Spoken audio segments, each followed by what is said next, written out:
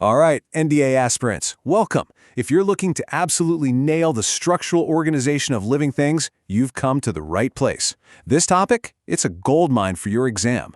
In the next few minutes, we're going to blitz through the essentials. Let's dive in. Okay, first things first, let's get two key terms straight. You've got morphology, that's basically what you see on the outside. You know, the shape of a root, the way leaves are arranged. Then there's anatomy. That's the inside scoop, the tissues, the plumbing.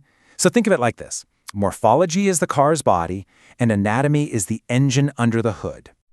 So let's kick things off with plants. We're going to look at their structures and how their external forms, we're talking roots, stems, leaves, the whole deal, are just perfectly designed for survival. It really all boils down to one simple idea. Form creates function. All right, let's literally start from the ground up with roots. Now, you might think their only job is to anchor the plant, but that's not the whole story. A lot of the time, they're like a built-in pantry. Storing food is one of their most important modifications, creating this awesome energy reserve that helps the plant get through the tough times. And here we go. These are the classic examples you'll see pop up on exams all the time. The really cool part is how the shape is directly tied to its job of storing food. You've got the cone shape of a carrot, the spindle shape of a radish, and that sort of spherical base of a turnip. Trust me, remember these shapes and examples. They're key. But wait, there's more. Roots aren't just for storage. They're also about support. Seriously, think of them like nature's own scaffolding. They provide all the stability a plant needs to get big and tall. Let's check out some really amazing examples of this in action. So check this out. You've got banyan trees with those massive prop roots that literally hang down from the branches to support the tree. Then you have maize, which uses stilt roots for extra bracing against the wind.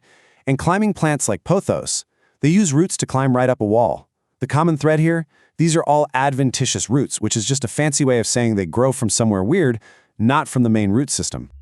Okay, let's talk about stems. And here's where it gets interesting.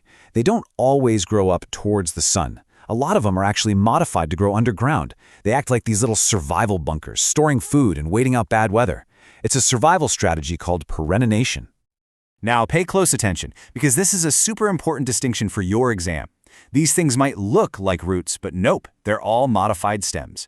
Ginger, that's a horizontal stem called a rhizome. A potato, that's a swollen tip of a stem called a tuber. And an onion is actually a condensed shoot, a bulb. You've got to know the difference. It's absolutely crucial. All right, so we've covered the outside. Now let's peel back the layers and look at the plant's anatomy, its inner workings. We're going to focus on the tissues that do two of the most important jobs, growth and transport. So when it comes to plant tissues, you can basically split them into two main teams. First, you've got meristematic tissue. Think of this as the plant's growth engine. It's full of cells that are constantly dividing. Then, once those cells grow up and get a specific job, they become permanent tissue. This is the specialized workforce that does things like transport water or store food. Let's talk about the plant's plumbing. It's got two main pipes, xylem and phloem. Xylem is the water pipe. Its job is to pull water and minerals up from the roots. And get this, it's mostly made of dead cells, which form these perfect hollow tubes. On the other hand, you have phloem. That's the food pipe. It sends the sugars made in the leaves to the rest of the plant. And unlike xylem, it's made of living cells because it needs to actively manage that delivery. Okay, we're done with plants for now. Time to switch gears completely and jump over to the animal kingdom. And here's something that might blow your mind a little. All the incredible complexity of an animal's body, it's all built from just 4 basic types of tissue. That's it. So mastering these 4 is a really big deal. So here's the game plan. First up, we've got epithelial tissue. This is the covering and lining, like the body's shield. Then, connective tissue. Its job is to support and bind everything together.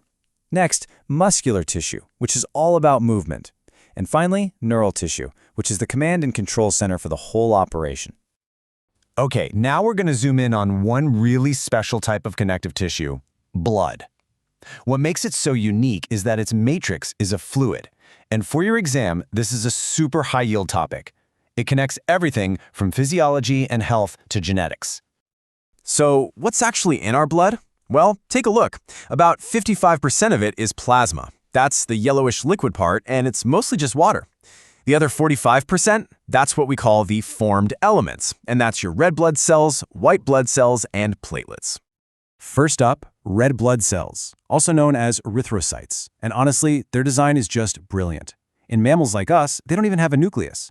They basically toss out their command center to make more room for hemoglobin. And that funny biconcave shape, it's not an accident. It gives them the maximum possible surface area to exchange oxygen. They live for about 120 days, and their one mission in life is to carry oxygen. Next up, we have the white blood cells. These are the soldiers of your immune system. And this table right here, this is pure gold for your exams. The two big ones to remember are neutrophils. They're the most common and they're the first responders, and lymphocytes, the ones that produce antibodies. Every single type has a very specific job in defending your body. And we can't forget the platelets, or thrombocytes. Now these are interesting because they aren't even complete cells. They're more like little cell fragments, but their job is absolutely vital. They're the body's first responders, the emergency crew that rushes to a cut to form a plug and kickstart the clotting process.